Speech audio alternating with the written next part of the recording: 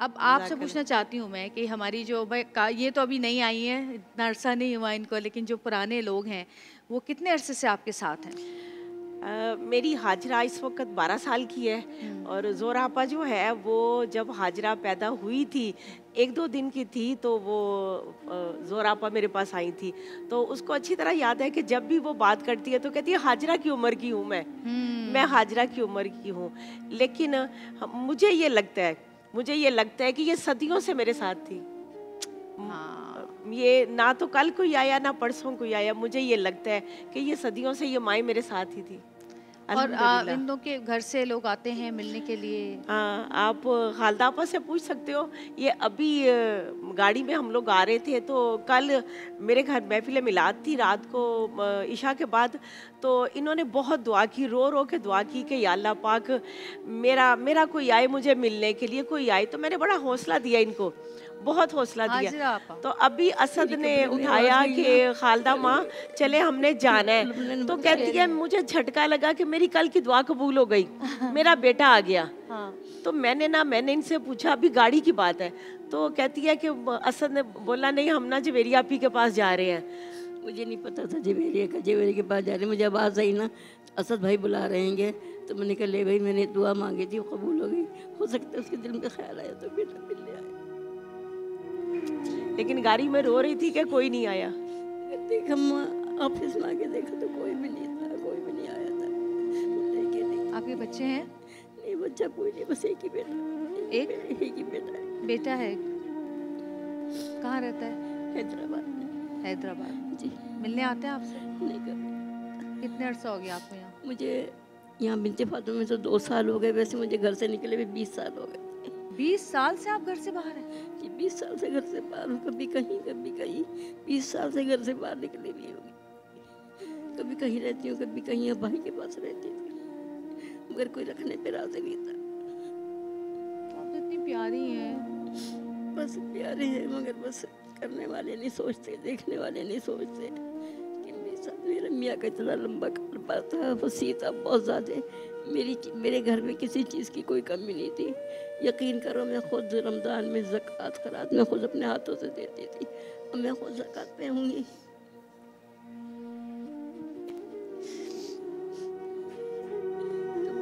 तो मेरी का थोड़ा सा दुख होता है। मैं ये नहीं कह रही, मैं जब से घर से निकली, मैं जब से ज़कात पे होंगी, मगर वो देख के खुश होता है कि मैं तो खुद अपने हाथ से देती थी, मैं खुद ज़कात पे आ गई हूँ। कुछ कहेंगे? मैंने वैसे कभी बात नहीं करी, आज पहली दफे तुमसे कहा है। मैंने कभी आज तक अम्मी से पूछ लिया, मैंने कभी भी असद भाई ने इतने सवाल करे, मैंने कभी नहीं बताया। आज पहली दफे मैंने ये कहा है, मैंने कभी भी कोई जिक्र नहीं करा कि कौन है कौन नहीं है, मैंने कभी कुछ नहीं जिक्र किया। चले हम हैं ना आपके साथ। हाँ बिल्कुल, वो तो बिल्कुल। एक दीवार दूर हूँ, हाँ बिल्कुल, आवाज़ है ना, इधर पहुँचो फौरन आओ। हाँ जरूर। सऊद तो अक्सर कहता है कि मुझे लगता है कि मुझे ना इसमें से दरवाज़ा निकालना पड़ेगा ताकि बाहर से घूम के ना आया करूँ मैं। आपने माशाल्लाह उम्रा किया, सबसे ज़्यादा आप रो रही थी उम्रे पे जाते वक्त। मुझे महसूस नहीं हो रहा था, आपने नोट किया होगा। तो वो तो ऐसी जगह थी जहाँ पर के अश्कों की बारिश हो जाती है। वहाँ पर जज्बात जो है ना वो खुद ब खुद ही बह निकलते हैं। जिस जगह पे हमको अम्मी लेके आपके गई बच्चे थी। हैं? मेरे बच्चे जी हाँ हैं। कितने बच्चे आपके? मेरे 4 बच्चे थे, एक शहीद हो गया, एक फौत हो गई बेटी, और एक बेटा और बेटी है। शहीद कैसे हुए? वो किसी ने गोली मार दी थी। हैं? गोली मार दी थी किसी ने। तो फिर आप यहाँ कैसे आई, कब आई? मैं यहाँ पर मुझे कोई 9 महीने हो गए हैं अभी आई हूँ। पहले भी मैं आई थी एक दफ़ा, फिर 4 महीने रह के मैं चली गई थी, बच्चे ले गए थे खुश करके। तो बस फिर उसके बाद फिर ऐसे हालात हो गए कि मुझे फिर यहाँ पर आना पड़ा। मेरी बहुत लंबी स्टोरी है। तो बस मैं यहाँ पर आके बिल्कुल सेटिस्फाई हो गई हूँ। फरजाना माँ के पास आके मुझे किसी चीज़ की याद नहीं आती। अल्लाह मियाँ आपको इसी तरह रखे।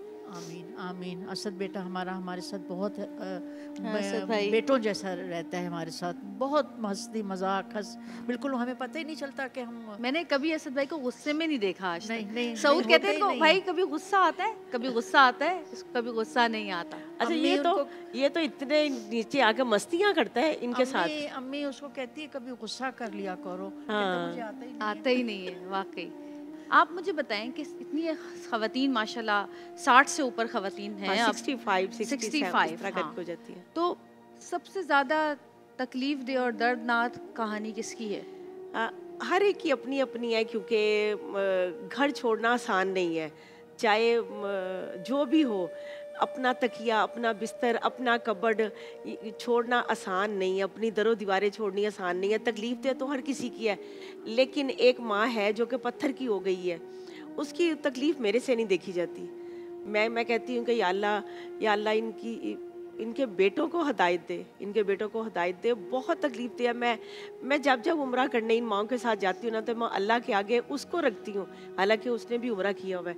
मैं अल्लाह के आगे ना, मैं उस माँ को रखती हूँ कि या अल्लाह इस माँ का सब्र इतना है कि इनके बच्चों को बहुत बड़ी सज़ा आपने देनी है, तो अल्लाह करे कि वो आएँ और अपनी सज़ा से बच जाएँ।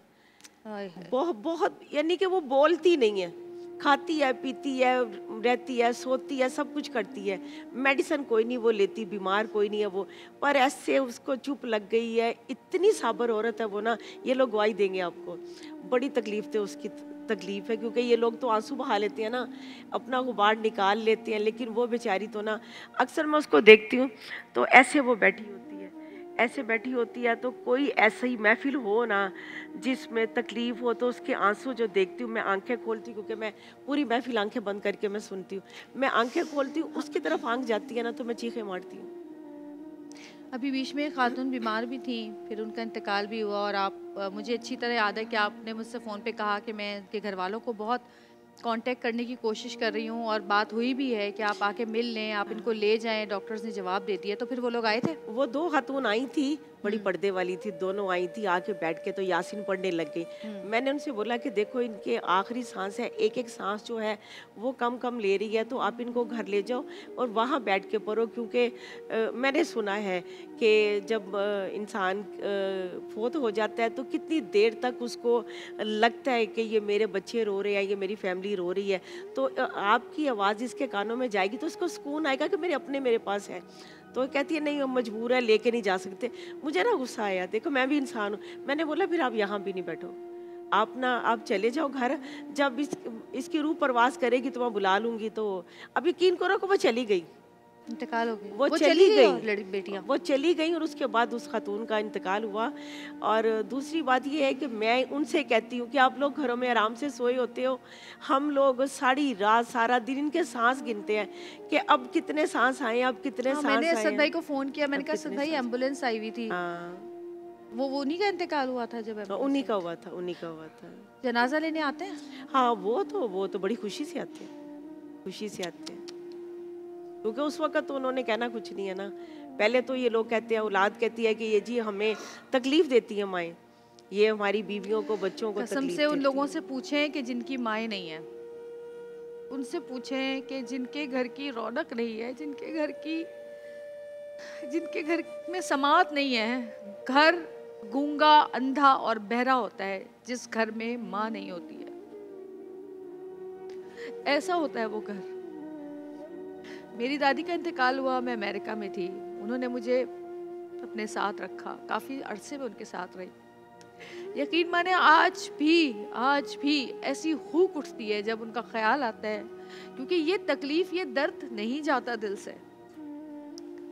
तो वो लोग खुदारा जिनकी माएँ जिंदा हैं, जिनके बाप जिंदा हैं, थोड़ा सा वक्त उनको देते हैं, वरना बहुत पछताएंगे, इतना पछताएंगे कि रूए ज़मीन पे ना कहीं सुकून नहीं मिलेगा, कहीं चैन नहीं मिलेगा।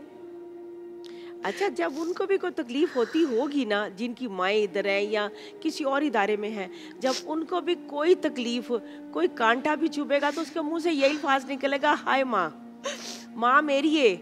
लेकिन उनको ये एहसास नहीं होगा कि माँ तो घड़ी नहीं है, मैंने तो माँ को निकाल दिया हुआ है। ज़बान पे माँ ज़रूर आएगी, क्योंकि अल्लाह ने ये लफ्ज़ और ये रिश्ता ही ऐसा बनाया हुआ है। अभी तक मैं बूढ़ी हो गई, मेरी माँ बहुत बूढ़ी है, इतनी भी नहीं है, चलती है, बाथरूम तक चली जाती है। मुझे ये होता है कि मैं लाहौर जाऊं, मेरी माँ घर हो तो मैं जाऊं। मेरी भाभियाँ घर में हैं, मैं ये कहती हूँ अम्मी कहाँ आ रही है, अम्मी कहाँ आ रही है। मैं फ़ोन करूं तो मेरी माँ फ़ोन ना उठाए तो मुझे फ़िक्र होती है, मैं इधर उधर घुमाना शुरू हो जाती हूँ कि अम्मी कित्थे वे, अम्मी कित्थे है। मेरी अम्मी नाल गल नहीं हुई। बात ये है कि आप यकीन माँ करें का कि ज़िंदगी में कोई भी तकलीफ, कोई भी दुख होता है ना, या कोई बड़ी मुसीबत आ जाती है, तो एक उम्मीद और एक इत्मीनान होता है दिल को कि माँ जिंदा है। फौरन माँ को फ़ोन करके कि अम्मी परेशानी है, बिल्कुल, और उसके ऐसा ही बाद है। दिल मुतमईन हो जाता है कि बस अब अल्लाह जाने और मेरी माँ जाने, क्योंकि माँ की दुआ से ज़्यादा दुआ कोई असर नहीं कर सकती।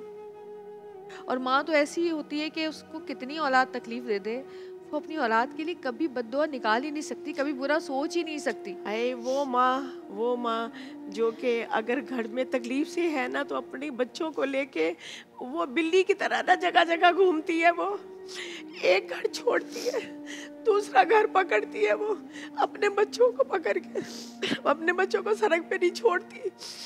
वो अपने मुंह में लेके ना अपने बच्चे, एक घर छोड़ती है, दूसरा पकड़ती है। वो छुपती है बच्चों को लेके। वो माँ ही होती है जो कि अपने बच्चों को छुपाती है कि मेरे बच्चे को छीन ना ले। लेकिन जब माँ की बारी आती है तो बच्चे माँ को सबसे ज्यादा बुरे ना, सबसे ज्यादा बुरा जो घर में लगता है ना, वो माँ लगती है या बाप लगता है। मैं कहती हूँ अगर माँ से प्यार करो तो माँ को आई लव यू बोलो। आप बीवी को खुश करने के लिए बोलते हो ना, आप दोस्तों को खुश करने के लिए बोलते हो, आप अपनी माँ को खुश करने के लिए बोलो कि माँ आई लव यू, माँ आई लव यू। आप देखो कि माँ कहाँ कहाँ से वो दुआएं देगी, किधर किधर से दुआएं आ गई और आपकी कामयाबी होगी। जी, आप कुछ कहेंगे? 4 महीने पहले मुझे बड़ी बेटी मुझे लेने आई थी। 4 महीने पहले? 4 महीने पहले तो रास्ते में मुझे बता रही है, अम्मी भाई को ना बहुत बुखार है। और भाई सिर्फ एक ही लफ्ज़ बोल रहा है, अम्मा अम्मा अम्मा। तो मेरे से बर्दाश्त नहीं हुआ। जब मैं वहाँ पहुँची बेटी के घर पे, थोड़ी देर चाय वाय पी, वहाँ पर चाय पी के मैंने कहा चलो मैं चलती हूँ बेटे को देखने के लिए। मैं गई, गले लगा, रोई, खुद बेटा भी रोया। फिर मुझे आस्ते कहते अब नहीं जाना, अब नहीं जाना। मैंने कहा चलो मैं नहीं जाऊँगी, मैं यहीं रहूँगी। फिर कभी छोटे के बेटे के पास, कभी बड़े के पास ये रहती रही। तो बेटे ने मुझे कमरा सेट करके दे दिया, मैं अपने कमरे में रहती थी। वो बर्दाश्त नहीं करती थी, चिल्लाना हर वक्त, सब इतना शोर मचाती थी, शोर मचाती। तो मैंने अपने बच्चों से कहा, तो मैंने कहा मेरा रमज़ान सही नहीं गुजरेगा, इस तरह ही चिल्लाती रहती है, इतना शोर मचाती है। तो बेटे कुछ कहते नहीं थे? नहीं, बेटा ने कुछ नहीं, बेटे का मुंह बंद कर दिया गया है। बेटा ने कुछ भी नहीं बोलता, सिर्फ मुझे इशारे से बोलता था चुप रहो, चुप रहो। तो मैंने कहा बेटा, जिस माँ ने बोलना सिखाया उसको कहते हैं कि चुप रहो, चुप रहो, भले ही बोलती रहे, जो बोलती है बोलने तो, चुप रहो। फिर आप वापस आ गए? हाँ, फिर मैंने कहा मुझे रमज़ान इनसे 4 साल पहले जो मैंने रमज़ान इनके पास किया था, तो रमज़ान तो उसने मुझे सहरी जो खिलाई। इसके बाद ईद के दूसरे दिन मुझे कहती है मेरा एहसान है तेरे पे कि मैंने तुम्हें सहरी खिलाई है। तो मैंने कहा तेरा एहसान नहीं, अल्लाह का एहसान है। इसके बाद मैं बस इधर कभी बेटे के घर, कभी बेटी के घर, इस तरह घूमती रही।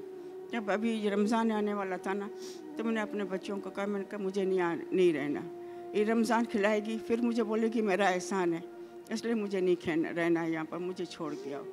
फिर मेरी बच्ची आई, मुझे छोड़ के गई। मैंने कहा बच्ची ने कहा माँ आप वहाँ सुकून से हो, आप सुकून से।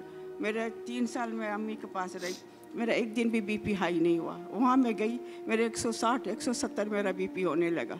तो मेरे बच्चों ने कहा अम्मी का जो ना ज़हन मतलब परेशान हो रही है, इससे बेहतर है अम्मी को छोड़ आए, कम से कम सुकून में तो होगी, सुकून से रोज़ा रखेगी, सुकून से अपना इबादत करेगी। औरतें ये क्यों नहीं सोचती हैं कि जिस माँ ने 9 महीने बच्चे को पाला अपने वजूद के अंदर, फिर इस तकलीफ़ उठा के उसको पैदा किया, फिर बचपन में लम्हा लम्हा नींदें, अपनी सेहत, अपना आराम, हर चीज़ लुटा दी अपनी औलाद पे। क्योंकि जब बच्चा हाथ में आता है ना, तो माँ को जो खुशी होती है, अगर उस खुशी का एहसास औलाद को इतना सा भी हो जाए ना, तो वो अपनी माँ को कभी भी उफ तक ना कहे। हमारे मज़हब इस्लाम में तो माँ के क्या दर्जात है, क्या दर्जात है माँ के। और हम लोग बस, आंटी मुझसे कहती है तुम कम आती हो, कम आती हो, कम आती हो। मैं जब जाती भी हूँ तो ज़्यादातर कोशिश करती हूँ कि आंटी के कमरे में बैठ के वहीं से आऊँ, जब सब होते तो मिलती हूँ, क्योंकि मुझसे बर्दाश्त नहीं होती चीज़ें। क्योंकि